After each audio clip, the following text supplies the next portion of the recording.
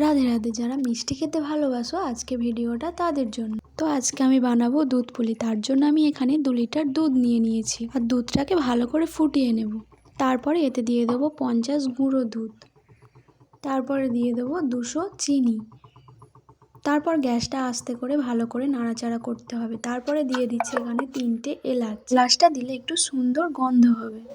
তো এখানে অনেকটাই দুধ ঘন হয়ে গেছে আর আমি এর হাফ বাটিতে করে তুলে রাখবো।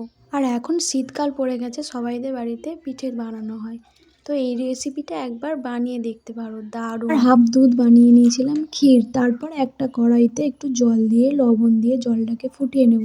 তারপর দিয়ে দেবো কিছু পরিমাণে ময়দাটা নেড়ে চেড়ে একটা ডো বানিয়ে নেব। দেখো ডোটা ঠিক এরকম হবে আর গরম গরমে কিন্তু ময়দাটা মাখতে হবে। তারপর হাতে কিছুটা পরিমাণে তেল নিয়ে ঠিক ছোট্ট ছোট্ট করে এরকম লেচি করে নিতে হবে। দেখো তারপর একটা একটা লেচি নিয়ে দেখো এইরকম নারকোল পিঠের মতো বানিয়ে ছোট্ট ছোট্ট করে তার মধ্যে ক্ষীর দিয়ে আর মুড়ে নিতে হবে। দেখো এইরকম দেখতে হবে। তো দেখতেই পাচ্ছ আমার সব পিঠে বানানো হয়ে গেছে। তারপরে যেই দুধটা তুলে রেখেছিলাম সেই দুধটা কড়াতে দিয়ে ফুটিয়ে এই পিঠেগুলো সিদ্ধ করতে 15 থেকে 20 মিনিট টাইম। তো দেখো এইরকম দেখতে হবে। তো চলো এবারে টেস্ট করে দেখা যাক। আর রেসিপিটা কেমন হয়েছে কমেন্ট করে জানিও কিন্তু। এখন রাধে রাধে, দেখা হচ্ছে পরের ভিডিওতে।